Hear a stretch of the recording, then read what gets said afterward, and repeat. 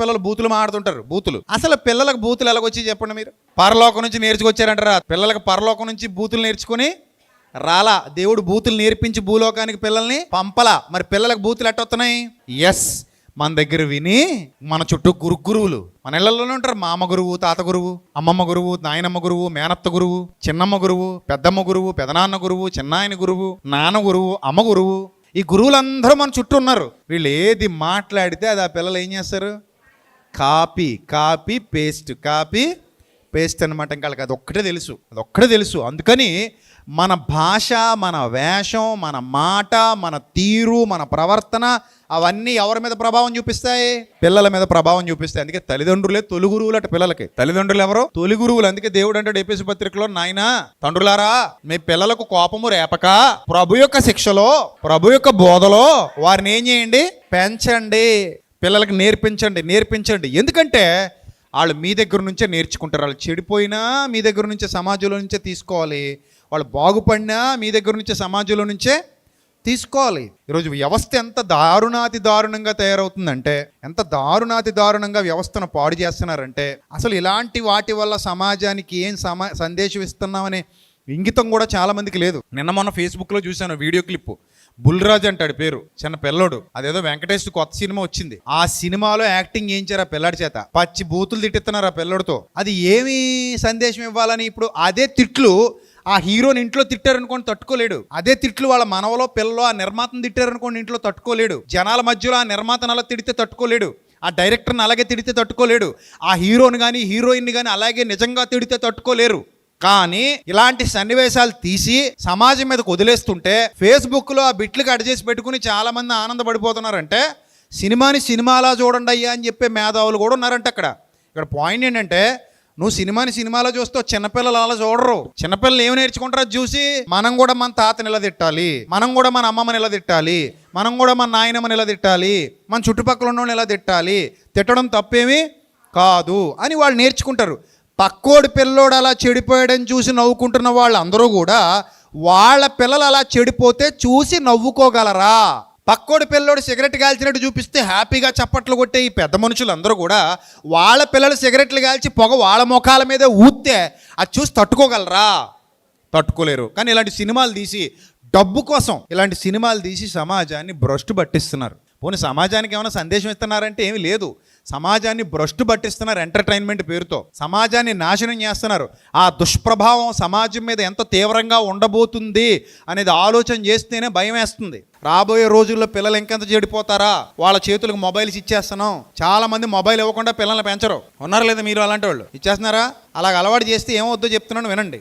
Number 1, మొదట మీ పిల్లలు పిచ్చోళ్ళు అయిపోతారు. మొబైల్ ఇచ్చి ఏ తల్లిదండ్రులు అయితే పిల్లల్ని పెంచుతున్నారో మీ పిల్లలు మానసికంగా పిచ్చోళ్ళు అయిపోతారు. నెంబర్ 2, వాళ్ళ కళ్ళు పాడైపోయి చిన్నతనంలోనే వాళ్ళకి కళ్ళజోళ్ళు వేయాల్సిన పరిస్థితి వస్తుంది. ఖచ్చితంగా వాళ్ళ కళ్ళు పాడైపోతాయి. నెంబర్ 3, శరీర సంబంధమైన అనేక రకాల అనారోగ్యాలకు వాళ్ళు గురవుతారు.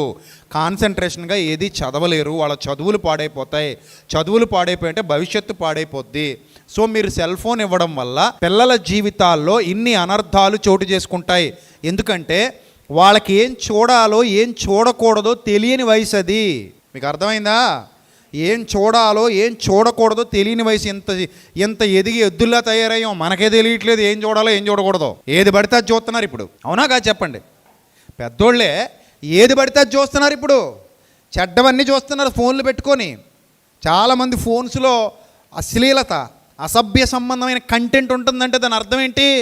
వీళ్ళకే ఏం చూడకూడదో ఏం చూడాలో తెలిసి రావట్లేదు.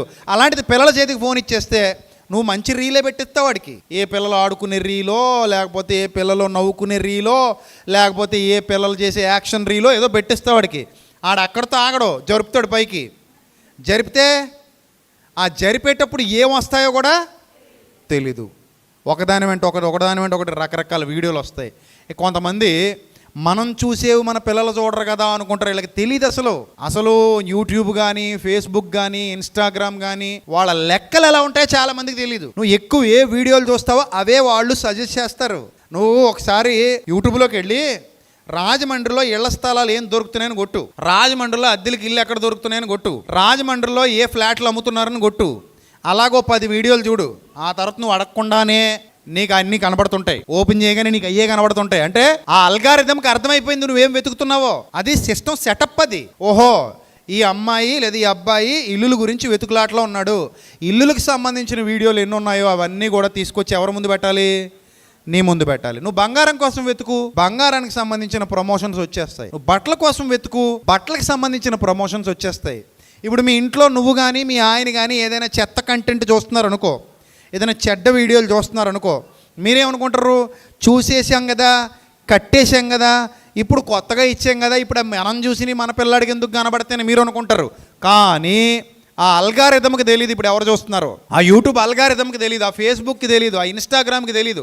అందులో ఆల్రెడీ సెటప్ చేసి పెట్టేశారు. నువ్వు ఏదైతే ఎక్కువ వెతికావో, ఏ కంటెంట్ అయితే ఎక్కువ చూసావో, మీ పిల్లలకు ఫోన్ ఇచ్చిన తర్వాత కూడా వాళ్ళకు కూడా అవే ప్రమోట్ చేయబడతాయి.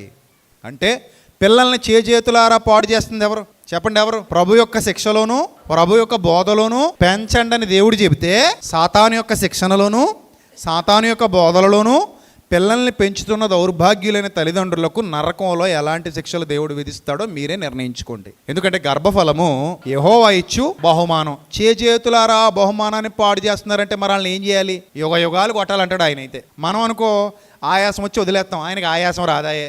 మనం అనుకో